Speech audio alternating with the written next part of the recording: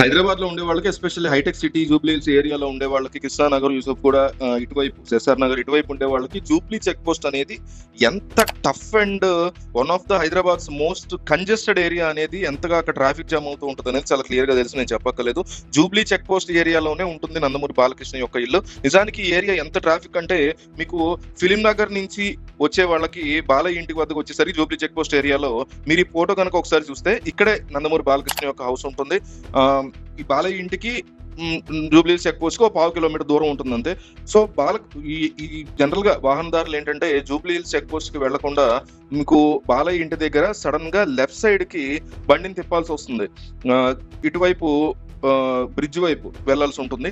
మళ్ళీ అటెళ్ళి యూటర్న్ తీసుకుని బాలయ్య ఇంటి మీదగా ఇంకొక కిలోమీటర్ వచ్చి బాలయ్య ఇంటి మీదుగానే చెక్ పోస్ట్ వద్దకి వెళ్లాల్సి వస్తుంది అనమాట. యూటర్న్స్ వల్ల ప్రయాణికులు ఇంతకుముందు డైరెక్ట్ గానే ఆ రోడ్ లో ముందుకు వెళ్ళిపోయేవారు ఎటైనా వెళ్ళాలన్నప్పుడు. కానీ ట్రాఫిక్ కష్టాలు తీర్చాలి అని జూబ్లీహిల్స్ చెక్ పోస్ట్ వద్ద రద్దీని తగ్గించడానికి అని చెప్పి ఒక ఫ్యూ ఇయర్స్ బ్యాక్ నుంచి కూడా యూటర్న్ అనేదాన్ని ఏర్పాటు చేసి దాదాపు 10 నిమిషాలు అనమాట చుట్టూ తీసుకుని రావడం. మామూలుగా అయితే 1 minute లో అయిపోద్ది.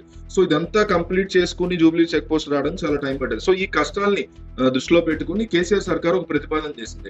బంజారాహిల్స్ నుంచి జూబ్లీ చెక్ పోస్ట్ వరకు కేబీఆర్ పార్క్ చుట్టూ ఒక ఫ్లైఓవర్ ని నిర్మించాలని ప్రపోజల్ వచ్చింది. 2016లో కూడా ప్రపోజల్ వచ్చింది, పనులు కూడా మొదలు పెట్టారు. అయితే అప్పటి కేసీఆర్ సర్కార్ చాలా తెలివిగా వ్యవహరించింది. అండ్ మామూలుగా అయితే రూల్స్ ప్రకారం ఫ్లైఓవర్ కనుక నిర్మిస్తే బాలయ్య ఇంటిని సగానికి సగం కూల్చేయాల్సి ఉంటుంది అనమాట. చిరంజీవి యొక్క బ్లడ్ బ్యాంక్ ఉంది అక్కడ, అది కానీ అల్లు అర్జున్ యొక్క మామ కాంగ్రెస్ సీనియర్ నేత జానారెడ్డి ఉంది, అల్లు అర్జున్ మామయ్య కూడా ఒక ప్రాపర్టీ ఉంది అక్కడ. సో ఈ మీడియా సంస్థల యజమానులు కూడా, అంటే TV5 ఆఫీస్ కూడా ఉంది అక్కడ. సో కొంత భోగాన్ని వీళ్ళందరూ కూడా కోల్పోవాల్సి ఉంటుంది. సో వీళ్ళందరూ కూడా బాధితులుగా మారే పరిస్థితి ఉంటుంది. సో ఈ ప్రముఖుల నుంచి వ్యతిరేకత ఎందుకు అనుకున్నారేమో కానీ అప్పట్లో కేసీఆర్ సర్కారు చాలా డిఫరెంట్ ప్లాన్ ఇస్తుంది అనమాట. ఇలాంటివి ఏమి టచ్ చేయకుండా అదో కొత్త ప్రపోజల్. నిజానికి ఈ ఫ్లైఓవర్ కేబీఆర్ పార్క్ చుట్టూ వస్తుంది అనమాట. సో కేబీఆర్ పార్క్ అనేది జాతీయ ఉద్యానవనం జాబితాలోకి వస్తుంది.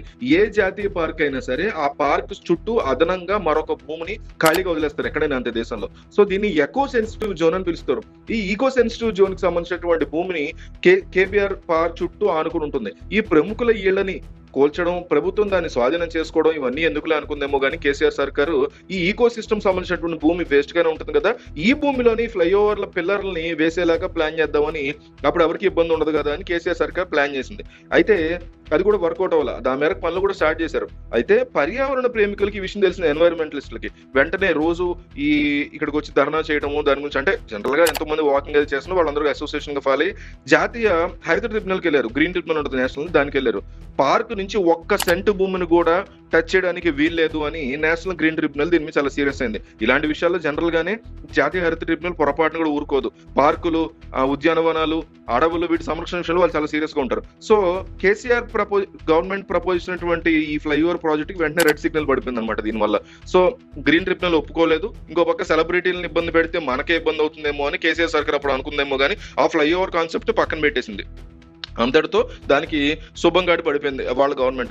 తర్వాత ఎన్నికలు వచ్చాయి, రేవంత్ రెడ్డి సీఎం అయ్యారు, కాంగ్రెస్ పార్టీ అధికారంలోకి వచ్చింది. దాంతో సిటీలో అత్యంత రద్దీగా ఉండేటువంటి ట్రాఫిక్ జోన్లలో ఫ్లైఓవర్ నిర్మాణం చేయాలి అనేసి కాంగ్రెస్ పార్టీ మళ్ళీ కొత్త కాన్సెప్ట్ తీసుకొచ్చింది. సో జూబ్లీహిల్స్ నుంచి బంజారాహిల్స్ మధ్య ఫ్లైఓవర్ నిర్మాణంతో పాటుగా రోడ్డు విస్తరణ ప్రాజెక్టులు మళ్ళీ తెర మీద తీసుకొచ్చింది రేవంత్ రెడ్డి సర్కార్. దీనికి సంబంధించి ఇప్పటికే అధికారికంగా నిర్ణయాలు జరిగిపోయినాయి. కేబీఆర్ పార్క్ కి సంబంధించి ఈకో సిస్టమ్ యొక్క భూమిలో 1 సెంటును కూడా వాడకుండా రోడ్డు విస్తరణ కన్ఫామ్ గా చేస్తూ ఫ్లైఓవర్లను కూడా నిర్మాణం చేస్తూ ముందుకెళ్లాలనేది రేవంత్ రెడ్డి సర్కార్ యొక్క ప్లాన్. దాదాపు 6.5 కిలోమీటర్లు ఉండేటువంటి ఈ ఫ్లైఓవర్ నిర్మించడానికి 306 నిర్మాణాన్ని కూల్చాల్సి ఉంటుంది. అంటే 150 కోట్లతో ఈ ప్రాజెక్ట్ ను పూర్తి చేయాల్సి ఉంటుంది, కేవలం కూల్చేటువంటివి. అంటే ఈ నేపథ్యంలో ఏ నిర్మాణాలను కూల్చేయాల్సి వస్తుంది అనే దాన్ని బట్టి సర్వే అనేది చేస్తున్నారు. ఈ సర్వేలో భాగంగానే నందమూరి బాలకృష్ణ ఇంటిని, జానారెడ్డి ఇంటిని, మరొక 2-3 మీడియా సంస్థల యజమానులతో పాటుగా కొంతమంది సినీ వ్యాపారాలు సంబంధించిన వాళ్ళకి మార్కింగ్ కూడా వేశారు. సో ఈ ప్రముఖుల్లో మిగిలిన వారికి కేవలం రోడ్డుకు ఆనుకున్నటువంటి కాస్తంత భూమి మాత్రమే పోతుంది. కానీ నందమూరి బాలకృష్ణకు సంబంధించి మాత్రం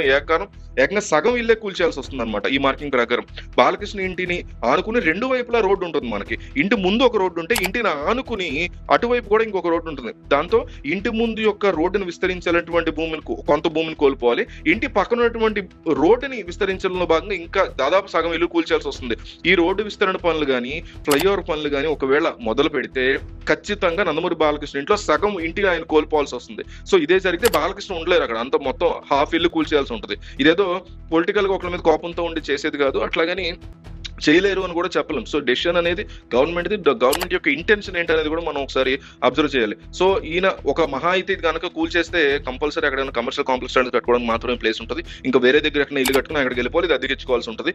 సో ఇది కరెంట్ గా చాలా మంది అడుగుతున్నారు బాలకృష్ణ యొక్క హౌస్ పరిస్థితి ఏంటి అని. అంటే నందమూరి బాలకృష్ణ తెలుగుదేశం పార్టీ మెంబర్, గతంలో తెలుగుదేశం ఎమ్మెల్యే 3 సార్లు అయినా ఏపీ సీఎం కి బావమరిది. అండ్ ఈయన కూడా రేవంత్ రెడ్డి గతంలో తెలుగుదేశం పార్టీ వ్యక్తి, ఇప్పటికీ ఎప్పుడు ఆయన తెలుగుదేశం క్రిటిసైజ్ చేయలేదు. సో ఈ పరిస్థితుల్లో ఏం జరుగుతుంది, ఏంటి వీళ్ళతో మధ్య సాన్నిధ్యం అనేది వర్కౌట్ అవుతుందో లేదు చూడాలి. చాలా మంది అడుగుతున్నారు కూడా, వీడియో చేయడం జరిగింది. 300 లైక్లు అడుగుతున్నాను ఈ వీడియో, దయచేసి ఇవ్వండి, ఛానల్ సబ్స్క్రైబ్ చేసుకోండి. ఈ అంశంలో మీకు ఏమనిపించింది అనేది క్లియర్ కట్ గా కామెంట్ చేయండి. కూల్స్తే బెటర్, కోరస్ పోస్తే బెటర్? ప్రభుత్వాలు కొంతమంది విషయంలో ఇలా ఉండి ఇంకొంతమంది విషయంలో ఉండకుండా అందరి విషయంలో సమానంగా అందరి ఇళ్ళు కూల్చడం అనేది జరిగితే బాగుంటుంది నా ఉద్దేశం. మీకేమనిపిస్తుంది ఏంటో కామెంట్ చేయండి.